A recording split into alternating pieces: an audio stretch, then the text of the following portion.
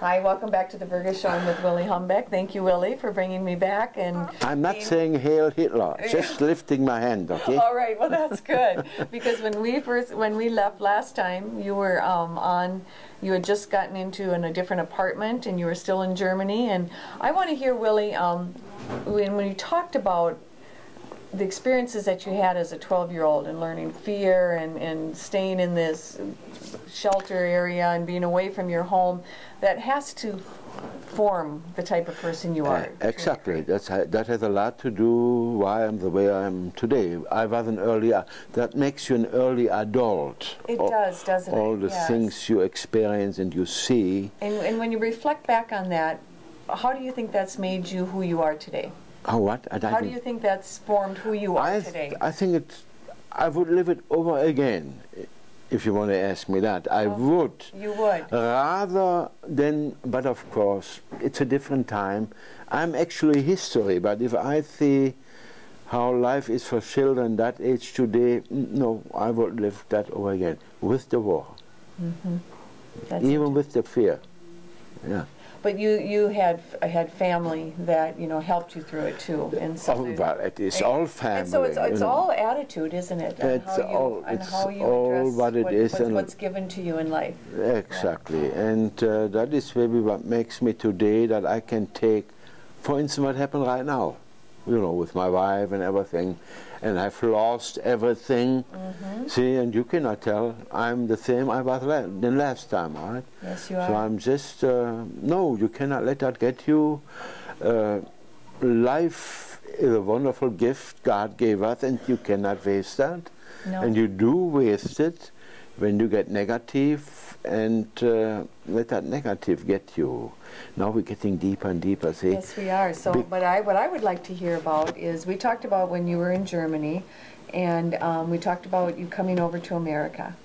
And we have heard the story about how, was it your sister?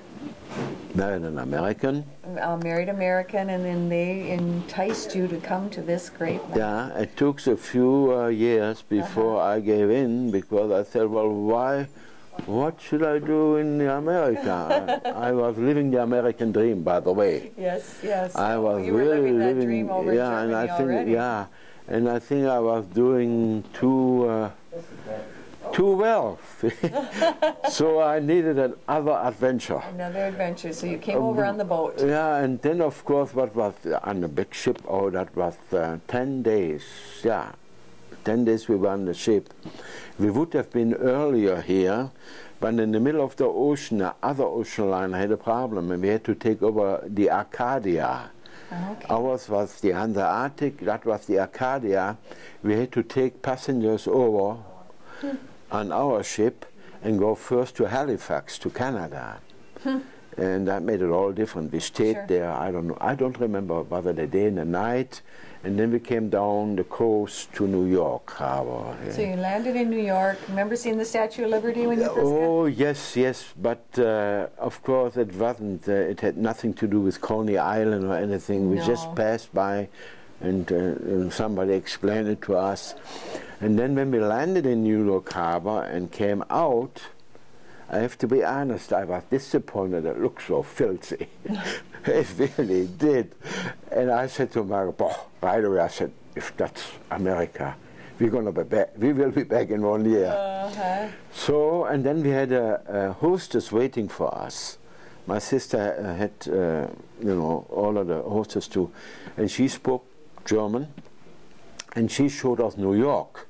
Okay. Oh, I was not thrilled at all. You weren't impressed? No. So, and then already I had different thoughts. And then when we flew in the evening, around 7 o'clock, we flew from, now this was now the 19th of May. Okay. So in the evening we flew then from New York to Minneapolis. So while we were in the air, and I looked down, we came closer to Minnesota, and the whole country, oh, it looks beautiful. Trees and lakes, and that changed my mind already. I bet it did. It reminded you of Germany, I bet. Yes. And so, well, that's how it started. We landed, and my sister was there, my sister's family, and brought us to their home. So with them we lived about a month before we had our own apartment. And well, things were not the way I accepted it. It's a matter of fact, I did not mind doing the heavy work, laying pipes, mixing cement, and all that stuff, because I was used of heavy work as a kid, working in the coal mine. I told you that story. Yes. So, but it was the treatment I got. It was it was so bad that first time in my life I developed a hatred in me for that particular person who had done that to us. But like it is written, which I didn't know at the time in the Bible, you shall not hate. I learned my lesson. Hating that guy, I got sick like a dog. I got what they call bleeding ulcerative colitis, and you get that because of wrong emotions.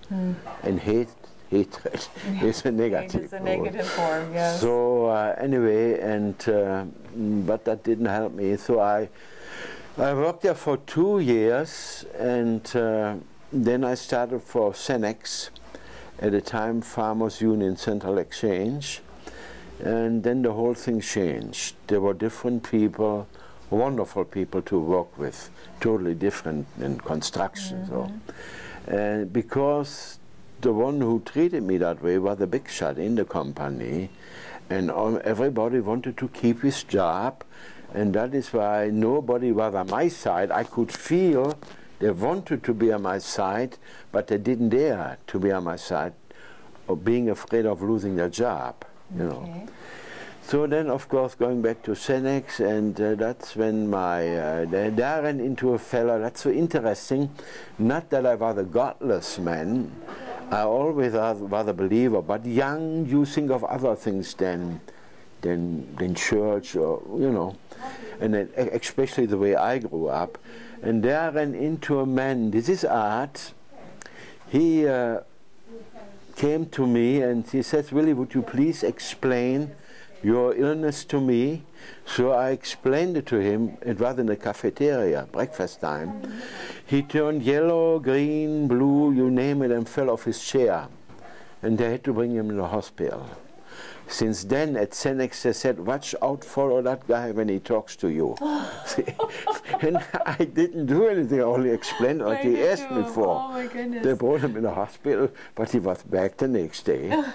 And then he wanted to see me again. He says, Willi, would you mind praying with me? I said, no.